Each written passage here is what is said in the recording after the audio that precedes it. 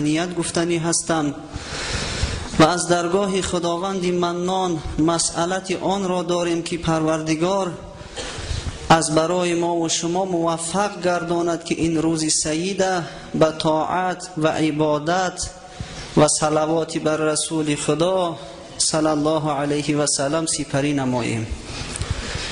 شاید که اکثریت از یک خوشخبر آگاهی داشته باشید که طبق دستور رئیس شهر محترم محمد سعید عبیدالله باید به چندین از مسجدهای رسمی و جایهای جمعیتی که به طلبات جوابگو هستند اجازه نماز جمعه خواندن داده شود.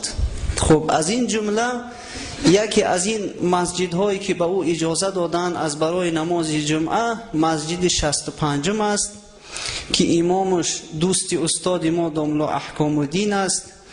بنابراین از برای اولین نماز جمعه که این روز به خواست خدا ادا می شود حضرت استاد تبرکاً دعوت کردند که حضرت صحبت کنند و تبرکاً نماز جمعه را ادا نمایند.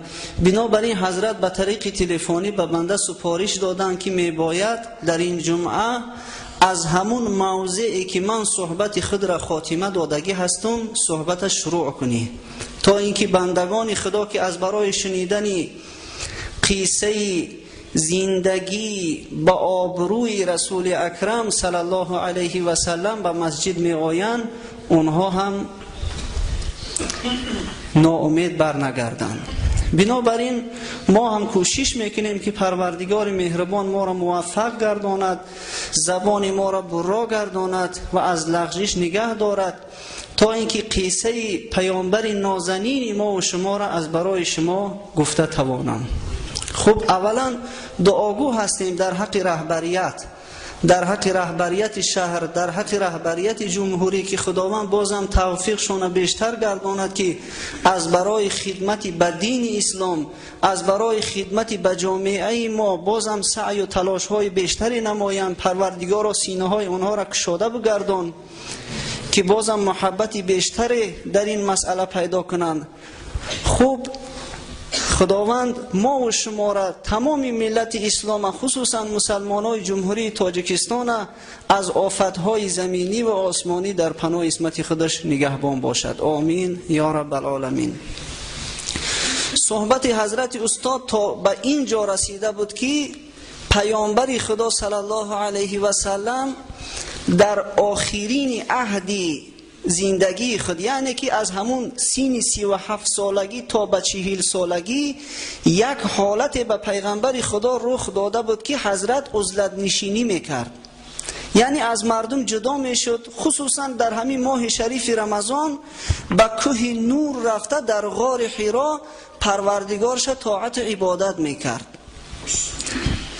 طول ماه شریف رمضان در یک غار تنگ که حاجی هایی که به زیارت خانه خدا مشرف شدگی هستند اون دیدگی هستند که درازی غار 4 زیرا کمتر از 3 متر، پهنایی غار 2 زیرا کمتر از 1.5 متر، در همون یک غار تنگ و تاریک خداوند متعال شخصی را تربیت میکرد، شخصی را آماده میکرد که مسئولیت بزرگ هدایت عالم به بالای او می آمد. قدرت پروردگار را بینید در یک غاری بسیار تنگ و تاریک. در سال 3 هجرت نشینیش وقتی که حضرت غذاش به اتمام رسید از برای گرفتن غذا به خاندان خودش رهسپار شد. این واقعه در دهه اخیر ماه شریف رمضان بود. هنگامی که از غار خارج می شد فرشته وحی پیک الهی جبرائیل امین به نزد او آمد و این کلام پروردگار را به او رسانید که اقرأ بخوان. حضرت می گفتن ما انا بقارئین، من خواننده نیستم. و حضرت خط و سواد نداشتند، در نزد یگان کسی تحصیل نکرده بودند. اما حضرت جبرائیل حضرت به آغوش کشیدن، سخت فشردن، باز تکرار کردند که اقرأ بخوان. حضرت هم مکررن میگفت ما انا بقارئ، من خواننده نیستم. اما در دفعه سوم حضرت جبرائیل چنان سخت حضرت فشرد و بعد گفت اقرأ باسم ربک الذی خلق، بخوان به نام همون پروردگاری که آفرید. تمام این کائنات، تمام این مخلوقات و موجودات، تمام هستی را او خلق کرد. خلق الانسان من علق، پروردگاری که انسان از یک نطفه خونی بسته خلق کرد. اقرأ و ربک الاکرم، بخوان ای پیغمبر که پروردگاری تو بسیار کریم است، بسیار بخشنده است. خدایی که انسان از یک نطفه خونی بسته خلق کرده است، چی مشکلی برای او دارد که یک آدمی که خط سواد ظاهری ندارد او را معلم بشریت گرداند، او را هدایتگر از برای تمام عالمیان گرداند. الذي علم بالقلم علم الانسان ما لم يعلم، خدایی که انسان به واسطه قلم آموزانید و انسان چیزهایی که نمیدانست تعلیم داد. همین 5 آیه از سوره مبارکه اقرأ آیه های اولینی هستند که به پیغمبر خدا صلی الله علیه و سلم نازل شدند. خب حضرت بار اول فرشته وحی میدید، بنابراین یک هیبت در دلش پیدا شد، لرزه در بدن پیغمبر خدا پیدا شد، ترسان و هراسان سراسیمه به خانهش رفت. وقتی که بانوی اسلام خدیجه کبرا این حالت شوهر عزیز خود شدید، فی الحال به نزد او آمد از برای دل دادن که شوهر مهربان چی واقعی رخ داده است، چرا شما اینقدر در هیجان هستید. حضرت همون واقعی که به او رخ داده بود به مادر ما خدیجه رضی الله عنها نقل کردند. خدیجه بسیار زنی عاقل بود برادرای محترم، بنابر همین بود که چنانه که حضرت دوملا نقل کردن، هرچند که 15 سال سینش از پیغمبر ما بزرگتر بود، اما چی از جهت ظاهری، چی از جهت باطینی، چی از جهت عقل و فراست یگانه زمان خودش بود. زنی که خداوند به او سلام کند چگونه زن می شود؟ بنابراین گفت یا محمد، گفت تو شخصی هستی که باری بازمانده ها را به دوش میگیری، فقیر و مسکین دستگیری میکنی، همیشه در کمک بنده های خدا هستی، مهمان دوستدار و مهمان نواز هستی، دارای خصلت بسیار بزرگ هستی. من هیچ گمان ندارم که خداوند دیو یا پری را به تو مستولی کند. یعنی اون مخلوقی که تو دیده ای به هیچ وجه نمیتواند که یگان مخلوق ضرر رسان باشد. گفت بنابراین گفت که بیا همراه من به نزد عمکم میرویم. عمک خدیجه ورقه ابن نوفل نام داشت، یک موی سفید سال خورده جهان دیده بود. این مرد در همون وقتی جوانیش از دین بت پرستی دست کشیده بود، نصرانی شده بود، کتاب تورات و انجیل حتی به زبان عربی بعضی قسمتش ترجمه هم کرده بود. بنابراین پیغمبر خدا را به پیش ورقه ابن نوفل برد. بعدا قصه را به اون نقل کردن. وقتی که ورقه سخنهای پیغمبر خدا را به دقت گوش کرد، گفت که اون مخلوقی که به تو نمودار شد این همون ناموسی هست، همون فرشته وحی هست که به حضرت موسی کلیم الله کلام الهی را می آورد. او جبرائیل امین است، به نزد تو می آید. خدیجه گفت این شوهر تو پیغمبر خدا هست، همون پیغمبر موعود هست که پیدا شد. لیکن متاسفانه گفت وقت فرا می رسد که قوم او به او دشمن می شوند، او را زده از شهرش پیش می کنند به خواری و زاری، قصد کشتن او را می کنند. اگر گفت من در قید حیات باشم البته که از او حمایت می کنم. اما از بس که سن سالش رفتگی بود، چند روز بعد او هم جان به جان آفرین سپارید. خوب ورقه این از کجا دانست؟ ورقه فقط از سخن پیغمبر خدا این نه فهمید. او اهل کتاب بود، او از کتاب تورات و انجیل آگاهی داشت. در کتاب تورات و انجیل، همون تورات انجیل پیش از تحریف شدن، پیش از ولادت پیغمبر ما، نام پیغمبر ما صراحتاً در اونجا ذکر شده بود. برای ما مسلمان ها همین یک آیه سوره صف کافی است که خداوند از زبان حضرت عیسی نقل میکند که چگونه حضرت عیسی گفتند که بعد از من یک پیغمبر می آید، امت خود چه خبر کرد به نام احمد. در همین کتابای تورات و انجیل تحریف شده امروزه هم این مردم نصرانی و یهودی تا حال کتابای خودشون تحریف میکنن. تا حال مثلا ما در ترجمه کنن همون عباره اصلی عربی را میارند، بعدا ترجمه را از پسش میارن و یگان مترجم دعوا نمیکند که من 100% کلام خدا را ترجمه کردم. این ناممکن است. میگن ما ترجمه تحت لفظی، ترجمه معنوی کردیم. اما این نصرانی ها پایبند این چیز نیستن. اینا افتخار میکنن که از همه کتاب آسمانی که به زبانهای گوناگون ترجمه شده است همین بیبلیای ما هست. به تمام زبانها ترجمهش میکنن، در هر ترجمه یک چیز علاوه میکنن، یک چیز دیگرگون میکنن. تا حال همون کتابای الهی در خیانت میکنن و تحریف میکنن. لیکن با وجود این در همین کتابای تحریف شده امروزه نشانه های پیغمبر ما در همون کتابا هست. مثلا کسی که اگر اطلاع بیشتر خواهد پیدا کند به کتاب رحمت الله کیرانوی مراجعت کند، یک عالم هند که در عصر 19 همین درباره نشانه های پیغمبر ما در کتاب تورات و انجیل کتاب نوشته است. در زمانی که انگلیس ها مبلغای نصرانی را به عالم اسلام پهن کرده و میخواستند مسلمانان را نصرانی کنند، این مرد خدا رحمت الله کیرانوی کتاب نوشت که مسلمانان بخوانند و بتوانند که با اهل کتاب مباحثه کنند و از دین خود دفاع کنند.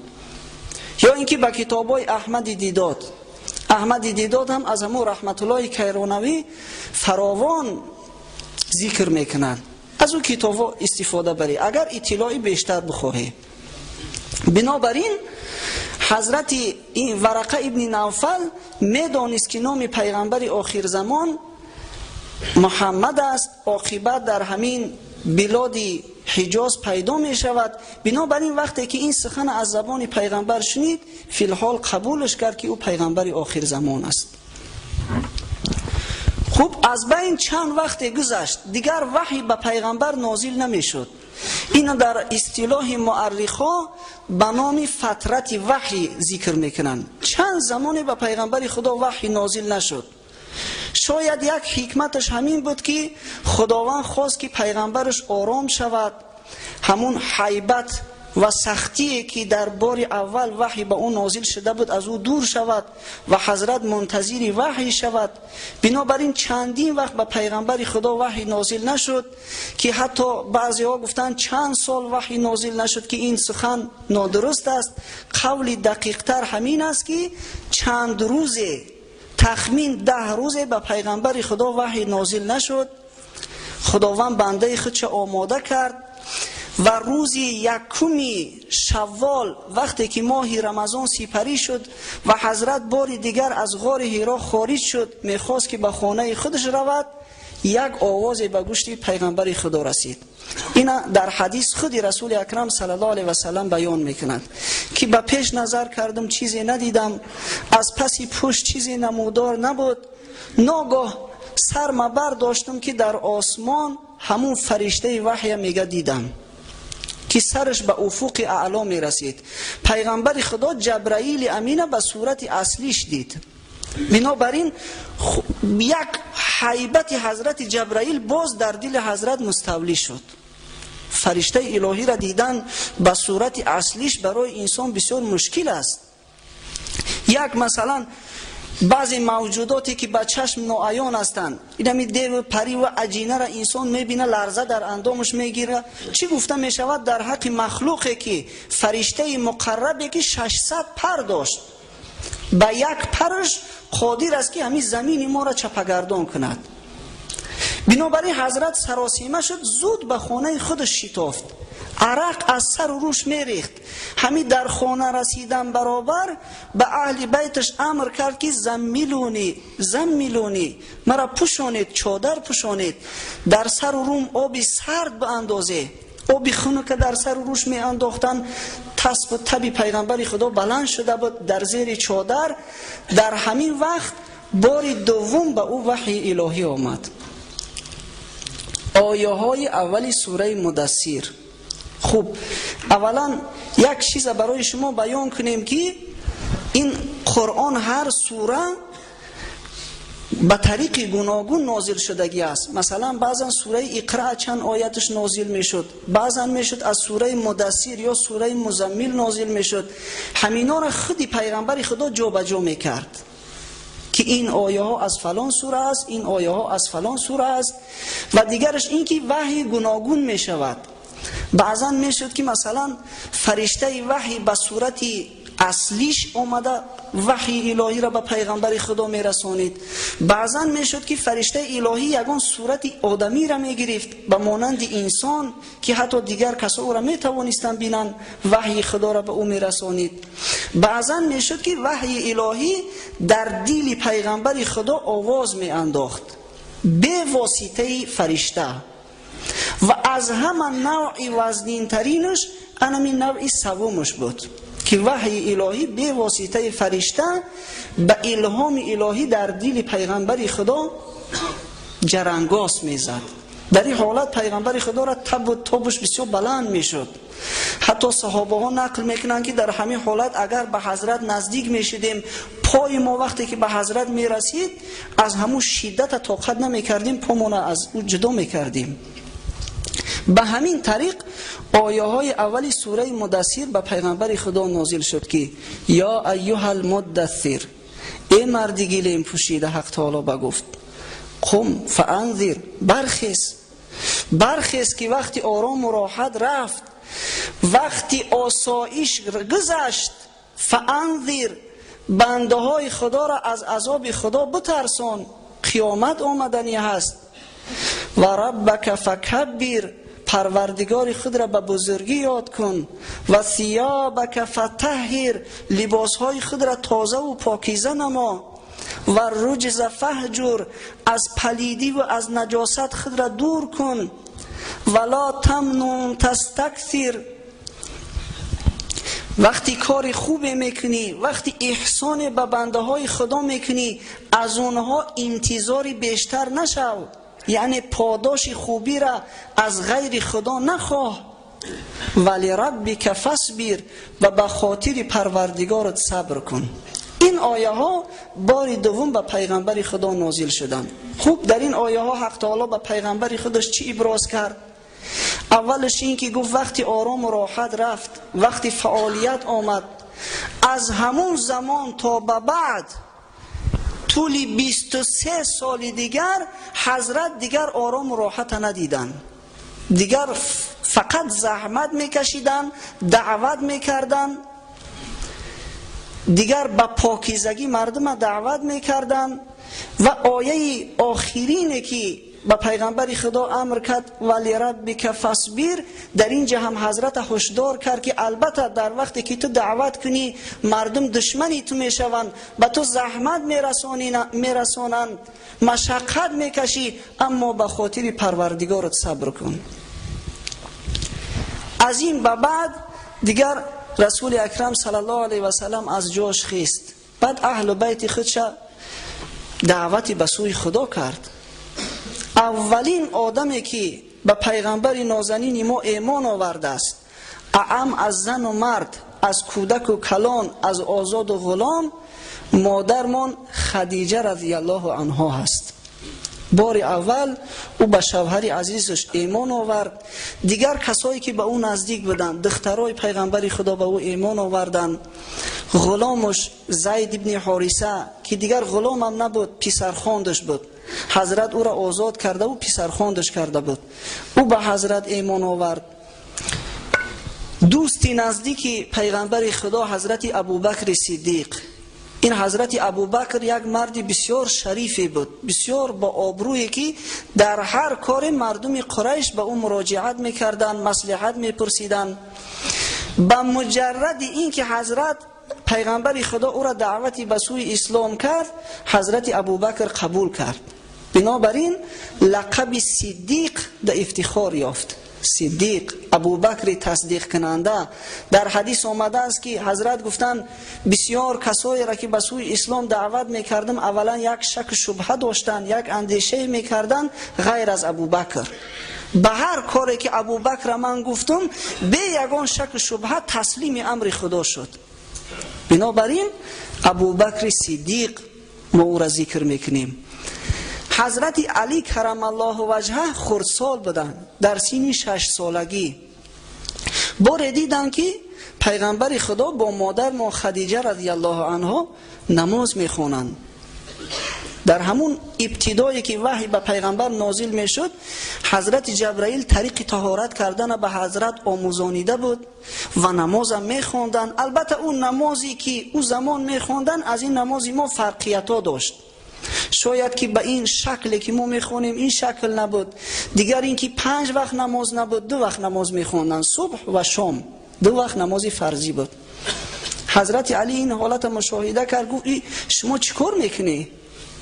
گفتن عبادت میکنیم خدا را. آخه گفت دیگرها را میبینیم که در پیشون یک هیکلی هست، یک تیمثالی هست، در پیش بوتا سجده میکنن، و شما در پیشتون چیزی نیست. حضرت گفتن، علی گفتن ما خدای زمین و آسمان سجده میکنیم، او بوت، او سنگ و چوب اینا مخلوقای باطلن، اینا خدا نیستن. گفت من هم میتونم، گفت به مانند شما همین مسلمان شوم و نماز بخوانم؟ گفتن البته میتونی. حضرت علی گفت اول گفت یک از پدرم رخصت پرسون. با سوی پدرش رفت، اما در راه از رأیش گشت، دیگر پیش پدرش هم نرفت. به نزد پیغمبر خدا صلی الله علیه و سلم آمد، اسلام به او عرض کرد، مسلمان شد و اهل نماز شد. بنابراین علی را ما کرم الله وجهه میگوییم، یعنی که خداوند چهره و پیشانه او را از شرک به خدا نگه داشت، محترم کرد که در پیش غیر خدا حضرت علی سجده نکرده است. کرم الله وجهه، از همون آوان خوردی مسلمان بود. پدرش بار حضرت علی را دید که همراه پیغمبر خدا نماز میخواند، ابو طالب. گفت که بسیار کار خوب میکنی، همین کارتونه دوام دادن بگیری. حضرت مردم دعوت میکرد طبق همون آیه قرآنی که و انذر قم فانذر، اما دعوتش پنهانی بود، از بس که خداوند حالا به او رخصت نداده بود، حالا وقتی دعوتی آشکارانه بود. 3 سال پیغمبر خدا پنهانی مردم دعوت میکردن. اکنون این پنهانی به حد نبود که یگان کس خبردار نشود. البته که این آوازها پهن شدگی بود، مردم مکه از این واقعه خبر داشتن، اما صراحتا در مجلس های قریشی ها و در معرکه هاشون اونها را دعوتی آشکارا نمیکرد. به علاهیدگی هر یکیش به سوی اسلام دعوت میکرد. در نوبت خود کسایی که مسلمان میشدن، اونا هم اهل بیت خودشون دعوت میکردن. مسلمانای اولینی که در همون زمان اسلام آوردن، دوست حضرت ابوبکر حضرت عثمان بود. حضرت ابوبکر دوستای زیادی داشت که تمام اونها را مسلمان کرد. حضرت عثمان، حضرت عبدالرحمن ابن عوف، سعد ابن ابی وقاص، شخصیت های ابرمرد اسلام که نامای اینا را همش شما شنیدگی هستی. طلحه ابن عبیدالله، زبیر ابن عوام، جعفر ابن ابی طالب برادر حضرت علی، اینا همه مسلمان شدن. یعنی دعوت اسلام از این کار حضرت ابوبکر صحابه های اولین دانسته می شود که خاص برای نماینده های دین، برای پیغمبران و ملاها نیست. این مسئولیتی همه هست. یکی از اصول دین ما امر به معروف و نهی از منکر است. همه ما وظیفه داریم که اهل بیت، یار و رفیقا، همکاران، کسانی که به اونا و میخریم، اگر اهل نماز نباشن، اگر اهل اسلام نباشن، اونا را دعوتی به سوی اسلام کنیم، چگونه ای که حضرت ابوبکر و دیگر صحابه ها میکردن. در همین طول 3 سال که دعوت پنهانی می رفت، طبق بعضی از آماری که مؤرخا و محققا در کتاب آورده اند، 130 نفر از مرد و زن مسلمان شدند. بعضیشون قریشی بودن، بعضی ها حتی غیر قریشی بودن، به مانند عبدالله ابن مسعود که او قریشی نبود.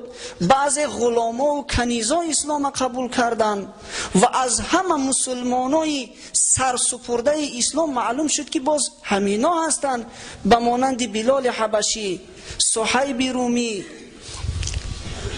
130 نفر، شاید که در نامهای بعضی ها اختلاف است، از این کمتر باشد یا از این زیادتر باشد، در طول همین 3 سال فعالیت به هدایت رسول اکرم صلی الله علیه و سلم مسلمان شدند. بعد از این خداوند آیه دیگر نازل کرد. خداوند سوره شعرا در قصه حضرت موسی را آورد که چگونه حضرت موسی فعالیت میکرد، قومش دعوت کرد، با وجود اینکه فرعون او را تهدید کرد، قصد کشتنش کرد، از دعوت خودش دست نکشید. عاقبت حضرت موسی بنی اسرائیل از چنگ فرعون نجات داد، فرعونی ها غرق شدند، از مصر هجرت کردند. خداوند به همین یک قصه پیغمبر خودش نشان داد که چی واقعه های عاقبت به سرش می آید و بعدا در ضمن فرمود و انذر عشیرتک الاقربین، گفت خیش نزدیکای خدا آشکارا به سوی اسلام دعوت کن.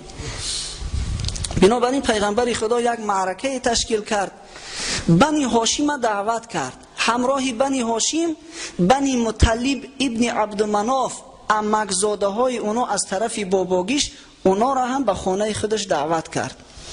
تخمین حدود 45 نفر مرد در خانه پیغمبر خدا حضور آوردند، نشستند و بعد از اون که غذا را تناول کردند، حضرت خواست که صحبت شروع کند، اونها را دعوت کند.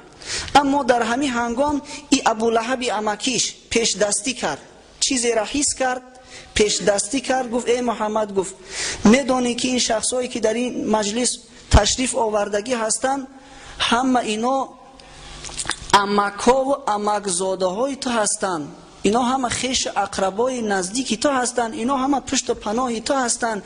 بنابراین پیش از آنه که به صحبت شروع میکنی خوب اندیشه کن، مبادا یگان کاری کودکانه و ناسنجیده نکنی.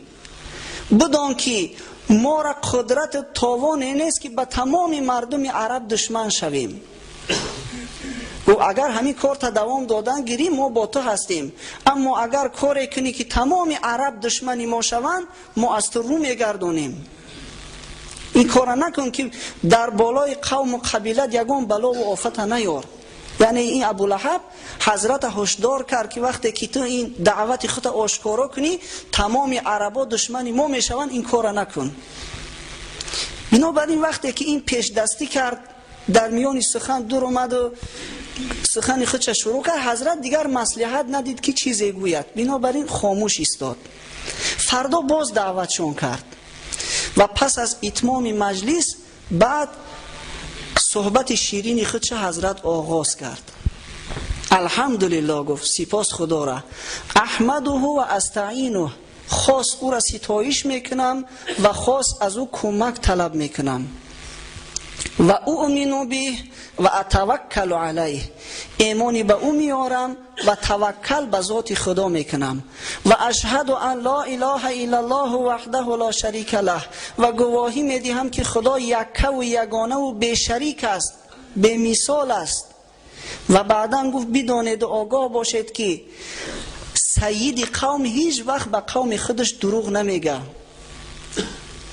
بدانه که گفت من پیغمبر خدا هستم، خاصتا برای شما بنی هاشم و عامتا برای تمام خلایق خداوند مرا فرستاد و مسئول گردان که پیام خدا را به شما برسانم.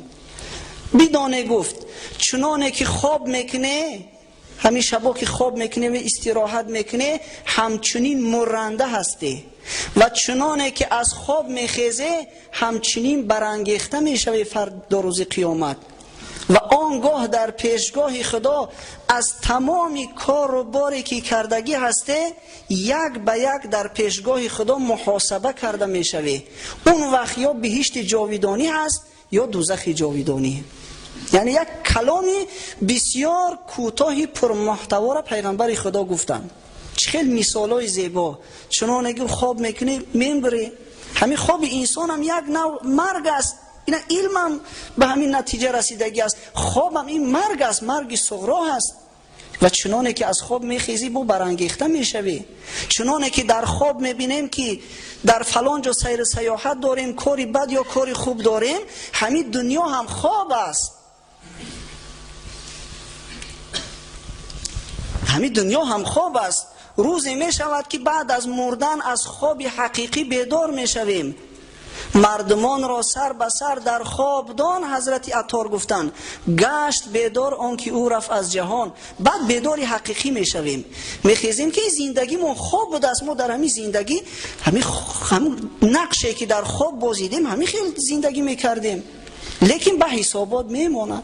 چگونه ای که پیغمبر خدا گفتن اون وقت یا بهشت جاویدانی است اگر زندگی خوب کرده باشی، یا دوزخ جاویدانی اگر زندگی به دشمنی خدا و بر مقابل دین اسلام زندگی کرده باشی. همین یعنی نطقی کوتاهش گفتن.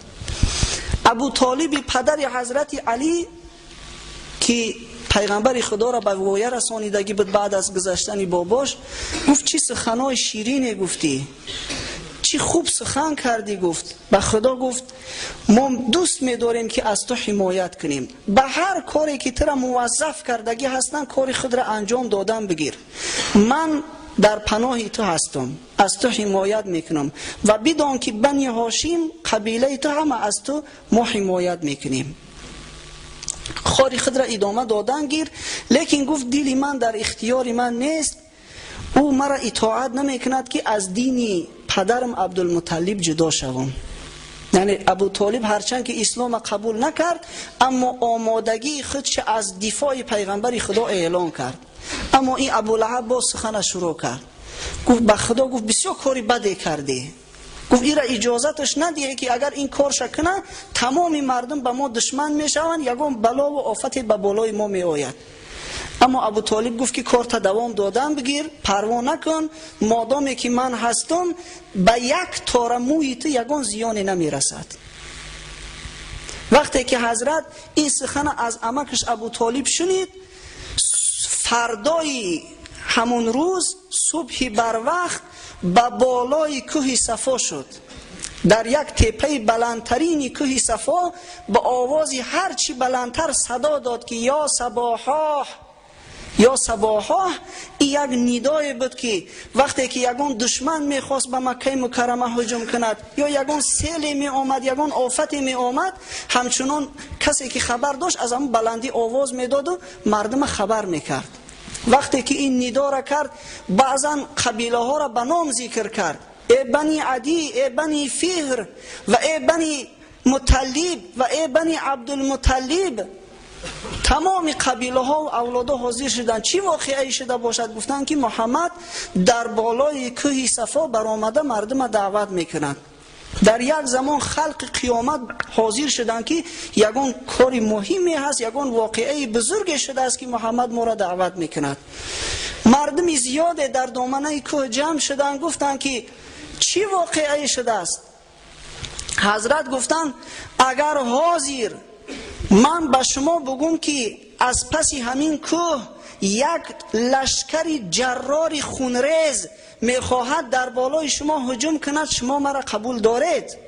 باور میکنی؟ گفتن البته باور میکنیم، تو محمد امین هستی، ما از تو یگان بار یگان دروغ یگان کاری ناشایست و زشت ندیدیم، چرا قبول نکنیم؟ حضرت گفتن پس بدانه، گفتن که اگر از همین راه رویش خودتان دست نکشید، از همین عبادت بت‌ها و سنگ و چوبا دست نکشه، حتما عذاب خدا در بالای شما می آید. بعدن اونا را نصیحت کرد. از او کار و بار و رفتاراشون آگاهشون کرد، غلطاشون اصلاح کرد، موعظهشون کرد. بعدا یک به یک همون قبیله ها را نام برد که ای بنی عبدالشمس، ای بنی مخزوم، ای بنی فلان و فلان، از خدا بترسه. گفت که در مقابل حقیقت از دستی من کار ساخته نیست. اگر شما ایمانی به خدا نیارید، من اگر بخواهم هم یگان منفعت به شما رسانده نمیتونم. ای بنی عبدالمطلب گفت. بعد قبیله خود چه خطاب کرد؟ از خداوند خودتان بترسه که در مقابل حق از دست من کار ساخته نیست. عباس فرزند عبدالمطلب، عمکی پیغمبری خدا گفت از خدا بترس. صفیه دختر عبدالمطلب، عمه پیغمبری خدا، از خدا بترس. گفت در مقابل حقیقت یگان کاری از دست من ساخته نیست. فاطمه دختر نازنین پیغمبری خدا، هر مالی که از دنیا میخواهی، هر چیزی که میخواهی در این دنیا بخواه. گفت من به تو میدهم، لیکن خودت از خدا بترس، خود را اصلاح کن، چرا که در غیر این صورت کار از دست پدری تو ساخته نیست. من کاری کرده به فایده تو کرده نمیتونم. این صحبتاشا کرد، مردم شنیدن، خوب، بعضی ها خوب قبول کردن، لیکن همه خاموش، همه آیسته آیسته پراکنده می شدن. در همین هنگام این ابولهب ملعون، این همون عمکی پیغمبر، دستاش برداشت به اشارت، طبق بعضی از روایت ها حتی سنگ انداخت به سوی حضرت. گفت خدا جان تا همین روز بگیره، تو به همین خاطر ما را در اینجا دعوت کردی؟ برای همین کار گفت ما را از کار بیکار کرده اینجا آوردی؟ دشنام و حقارت های زیاد پیغمبری خدا را داد. بنابراین در شأن او همین سوره تبت نازل شد. استعیذ بالله، تبت یدا ابی لهب و تب. خداوند در حق او گفت هلاک باد هر دو دستی ابو لهب و هلاک باد خودی ابو لهب. یعنی این ناکس مادامی که دشمنی پیغمبری خدا شد، دشمنی دینی خدا شد، حالا در قید حیات بود، حالا سالم و بردن بود، اما خداوند عاقبت او را اعلان کرد در پیش چشمش که تو بدبخت، در همین دنیا من تو را هلاک میکنم و فردا روز قیامت همراه همسری بدبختت سیصلا نارا ذات لهب و امرأته، داخل دوزخ میشوی. نه مالت نه فرزندات یگان کس به داد شما نمیرسد. ابولهب 10 پسر داشت، 10 پسری بردم داشت، پسرای پهلوان، مال و ثروت زیاد داشت. از فرط نعمت همین چهره ابولهب سرخی، همین شعله آتش برای نورانی بوده است. همین آدمی که فقط همین بخوره و بآشامه و استراحت چی، یک شعله آتش برای چهرهش درخشش داره. ابولهب لقبی او را گذاشتگی بدم، اما خدا زدش. در همین دنیا خدا نشانش داد. عاقبت بعد از جنگ بدر این ملعون یک مخوی در بدنش پیدا شد، یک بیماری بسیار ویران پیدا شد که پوستی تنش میغلطید، به مانند همین سگای گرگین شده بو از تنش میبرومد. دیگر قوم و قبیلش از او رو گرداندن، فرزنداش از او رو گرداندن، همسراش قهر کردن، به یک خاری و زاری در یک کوچه مرد. مجبور شدن و همون مردم قریش که عربای حبشیایی که در اوجا کرایه آمده بودن، کرایه کارگر بودن، همونا را پول دیان با چوبهای دراز جسدی پربوی او را تیله داده در یک غاری بیرون از شهر باندازن که از بو و تفش مردم خلاص شوند. به همون یک بی‌ادبی و یک احمقی که ابولهب کرد. بنابراین حاضرین عزیز، پیغمبرای خدا دوستای خدا هستند. بعضا می شود که خداوند به انسان احسان میکند، خوبی میکند، وقت میدهد، لطف حق با تو مواساها کند. لطف حق انسان مهلت میته. بعضی کافرای سرسختی هستند، خدازده هستند که در همین دنیا مهلتش میته که ما حیران میشویم که خدازده را برای چی خدا در این دنیا نمیزنه؟ زان که از حد بگذری رسوا کند. بعد از حد که گذراندی مهلت داد که خودت با عذاب خودت دهچند کنی. بعد یک باره که گرفت دیگه خلاصی نداری، دیگر پشیمانی فایده نداره به مانند فرعون. این سخن از چی جهت میگم؟ چرا که بی‌ادبی ها بعضا دیده می شود، چی در شأن دیگر پیغمبران، چی در شأن پیغمبر ما. یک دیوان اوضاع گفته است که در زمان پیغمبر خدا لزوه ژیلت نبود وگرنه ریشوش میتراشید. اینا همین اگر ملایم کرده احتیاط کرده گوییم این بی‌ادبی هم نیست، این بالاتر از بی‌ادبی است. چه کسی زبانش به او اجازت میدهد، عقل فراستش به او اجازه میدهد که در حق پیغمبری که بیشتر از 1.5 میلیارد انسان از جان و مال و زن و فرزندشون او را بیشتر دوست می‌دارن، همین سخن بگه که لزوه نبوده یگانه ریشوش میتراشید. تو بدبخت ای کجا دانستی لزوه یافت موی سرش تراشید برای ریشوش لزوه نیافت؟ نعوذ بالله. یک طعنه زدن بس شکل و صورت چهره پیغمبر خدا هست اگر حقیقت شگیریم. این چنین شخصا را یا در همین دنیا یا در قیامت اگر خودشون اصلاح نکنن و با پیغمبرای خدا دشمن شوند و با دین خدا دشمن شوند، همین تقدیر ابولهب انتظار است. دیگر رسول اکرم صلی الله علیه و سلم دعوت آشکارا را شروع کرد. آشکارا دیگر دعوت میکرد.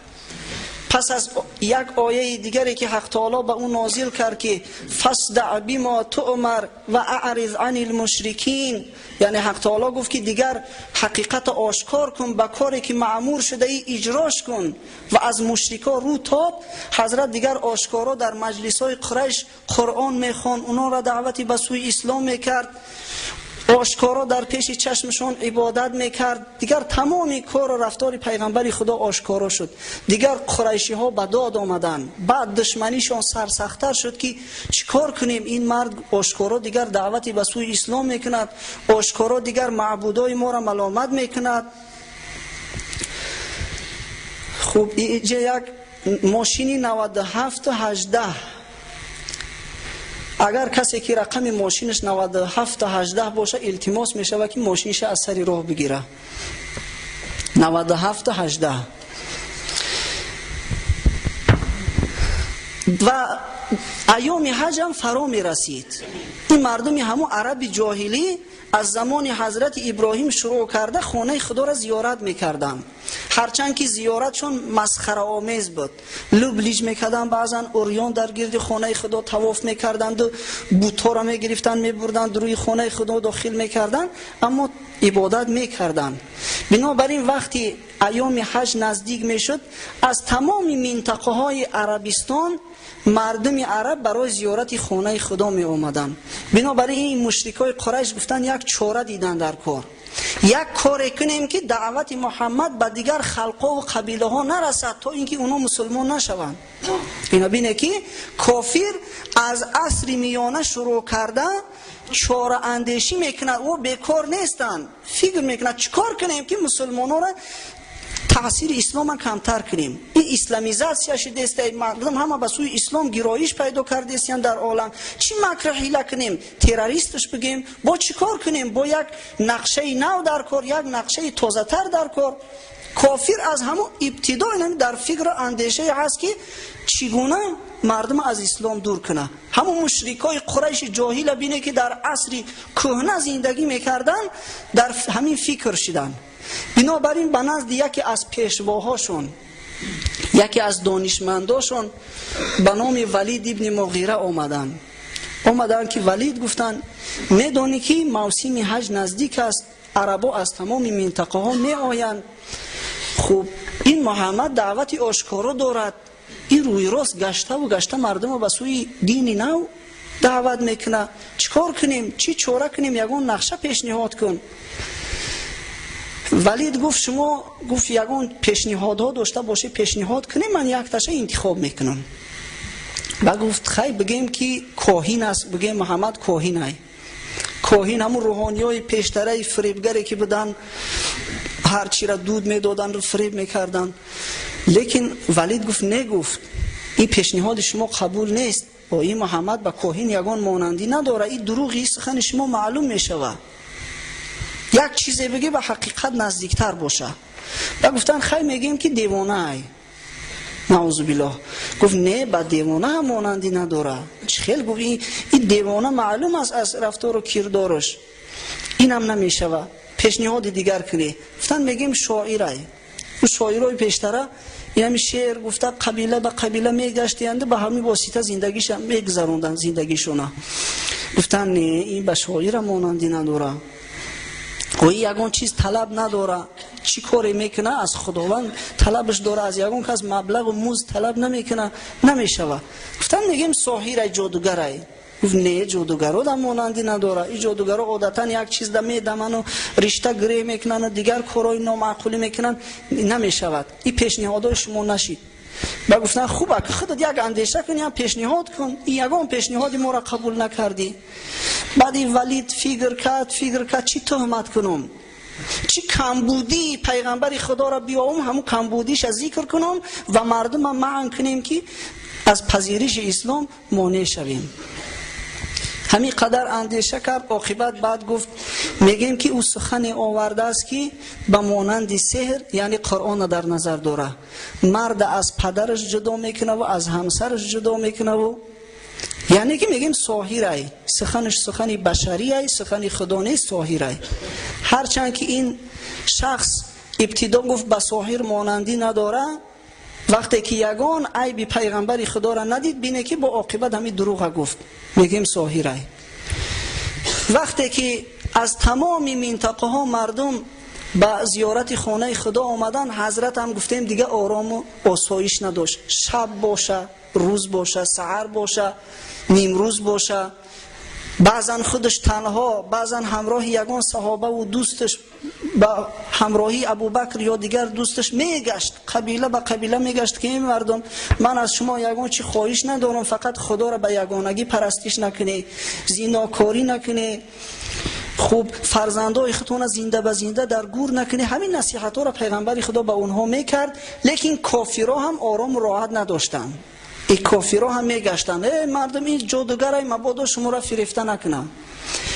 ابو جهل ملعون بعضا میدید که پیغمبر خدا به سوی کار روان است، از پسش میرفت. حضرت سخن شروع میکرد که هی مردم گوش نکنه که این شما را فریب میکنه، این دینی نو پیدا کرده است، کاری میکنه که شما را برباد میته، دنیاتون میسوزونه. از این قبیل مردم اینا هم از ره میزدن. نضر ابن حارث گفتنی یک ملعونی دیگر بود، یک بدبختی دیگر. این مرد به هیره رفت. هیره را حضرت داملا قصه شکر که یک منطقه بود که ایرانی پادشاهی را گوش میکرد. یعنی رهبرای هیره، پادشاهای هیره وصل پادشاهی ایران بودن. این مرد به هیره رفت، قصه های ایرانی ها را از خود کرد. قصه رستم داستان، جنگ رستم با اسفندیار، 7 خان اسفندیار و 7 خان رستم و همینا را از خود کرد. می آمد در هر مجلسی میدید که پیغمبر خدا دعوتش شروع کرده است. هی مردم میگو ایرا گوش نکنه، من قصه های شیرین تر از او دارم، من قصه های خوبتر دارم. بعد همو افسانه های بود نبود بودگار بود را شروع کردن میگرفت. یعنی کاری کنیم که مردم از دعوت منع کنیم. حتی این نضر ابن حارث وقتی که میشنید است که یگان شخصی با آبرو به سوی اسلام مایل شده است، میخواهد که مسلمان شود، او را به خانهش دعوت میکرده است، از پول خودش تشکیلی میکرده است، نوش و نعمت ها را می آورده است. بعد یک کنیزه که دیگر هم داشته است که سرایندگی میکرده است، به مانند خدمون، چیزای خدمون، سراینده های خدمون. بعد او کنیزه کش رقص بازی و سرایندگی میکرده است. ای ایجا تشکیلی را خورده و عرق نوشیده. بعد میگفته است اینا بین راحت در کجا بوده است، تو میستی از پس محمد رفته، ای پس مردن شما را وعده راحت داده است.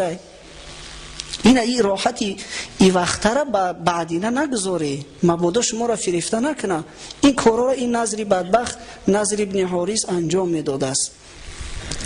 بعضا حالت می شد که حضرت میخواست که قرآن قرائت کند یا اینکه نماز میخوان با آواز می برداشتن، میگفتن آواز برداره که قرآن شنیده نشود. این قرآن به خودش یک تأثیر دارد که شنونده را به سوی خودش جلب میکنه. غلاغوله میکردن، آواز می برداشتن که سخن حضرت شنیده نشود. این همش از همون سیاهی دلشون بود. همین خیلی آدم ها حالی هم هستن.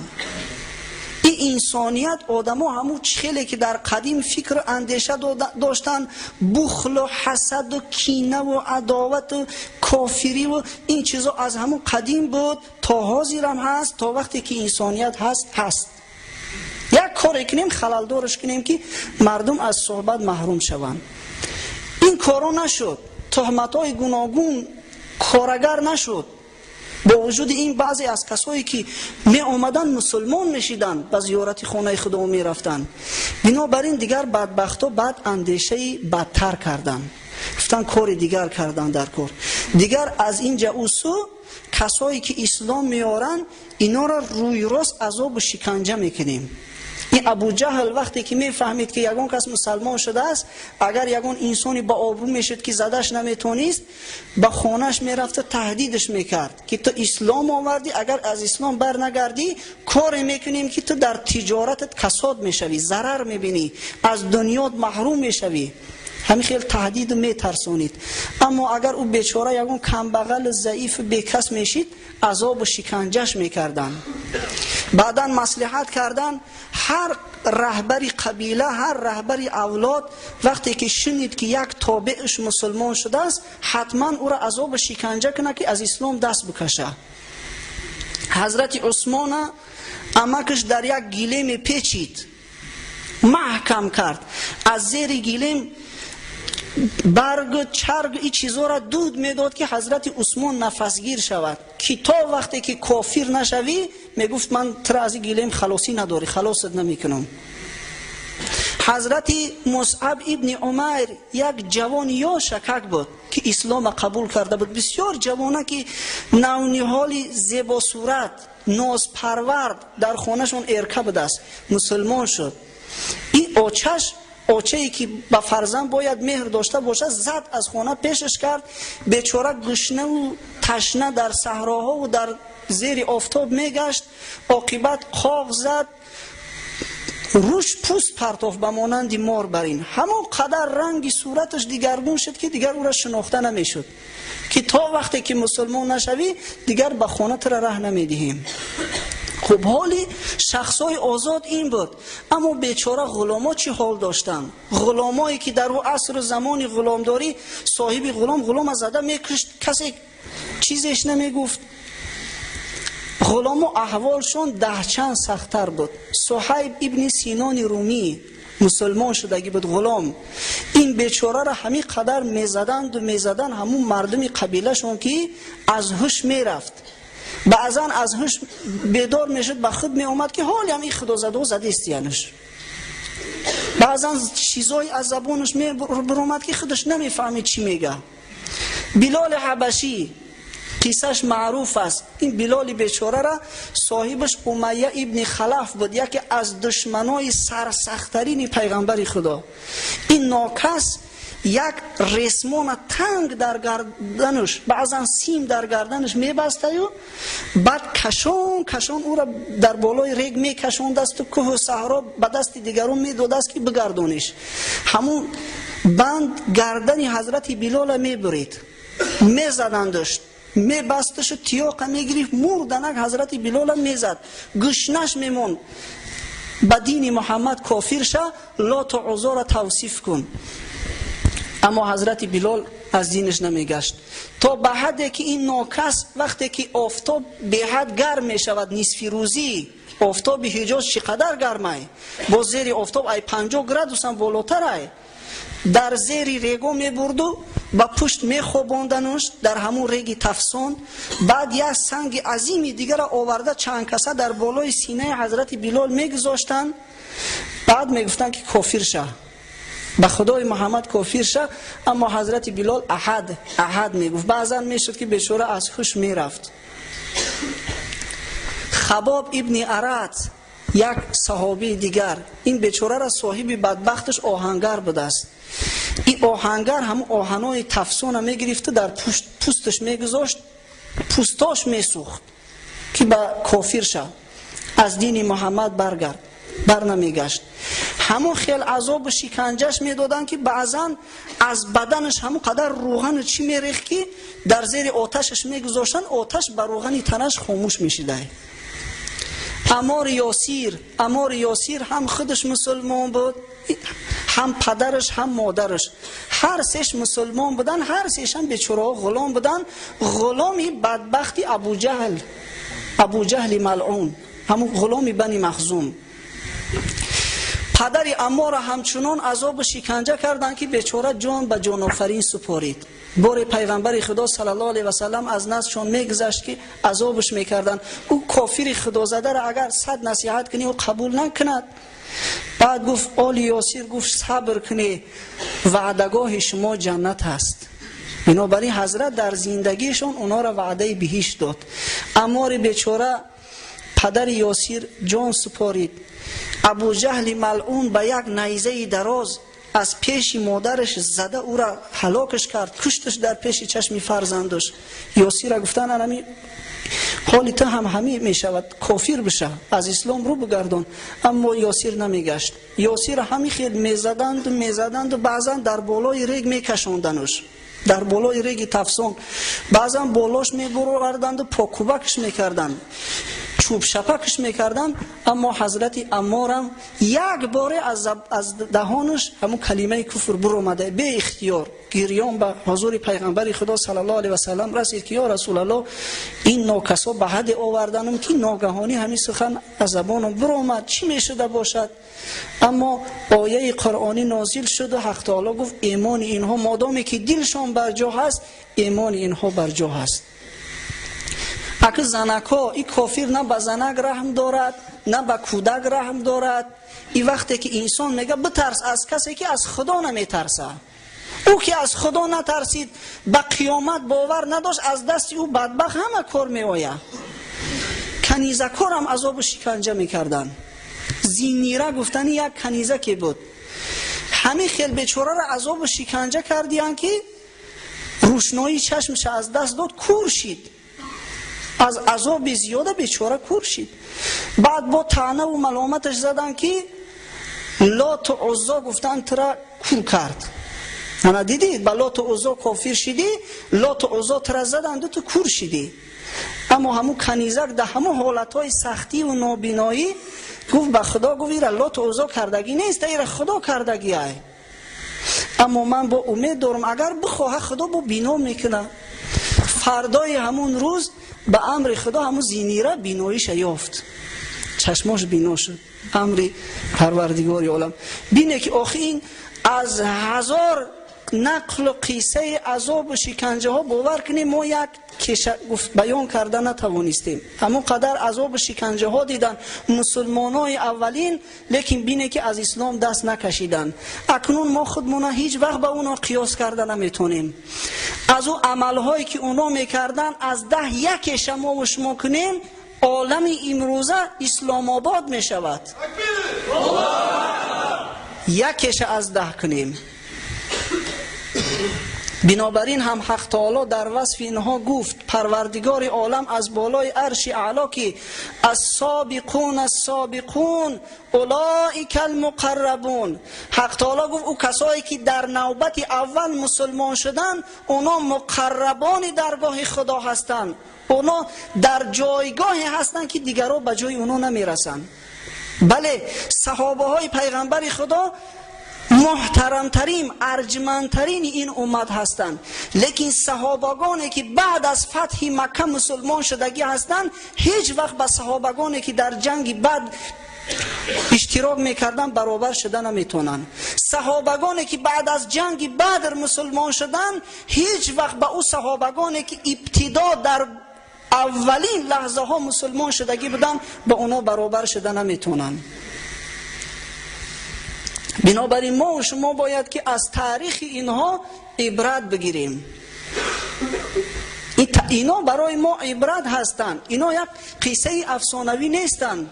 ما و شما هم به یک عذاب شکنجه اندک کاری نکنیم که از اسلام رو بگردانیم.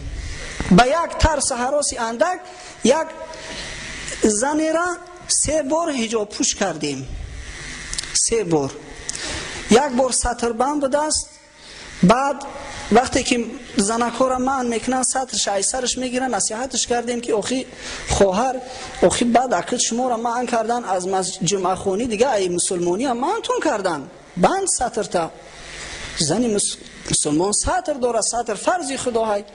سطر پوش شد، بار دیگر با گرفت، بار دیگر نصیحتش کردیم سطر پوش شد، بار سیوم با سطرش گرفته است. برای چی؟ میترسم یگون چی نشوه خبرهای هر خیله اومده است.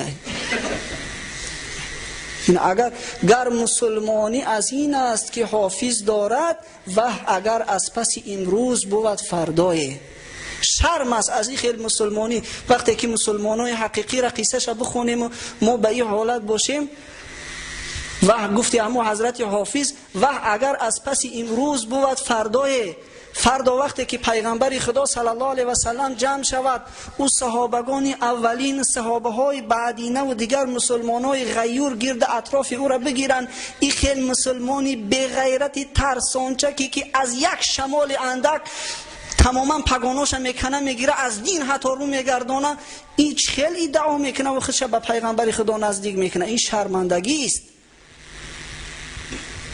خداوند مهربان همه ما و شما را موفق بگرداند که پیغمبر خدا و صحابگان اولین از برای خود اسوه حسنه قرار دهیم. و آخر دعوانا ان الحمد لله رب العالمین.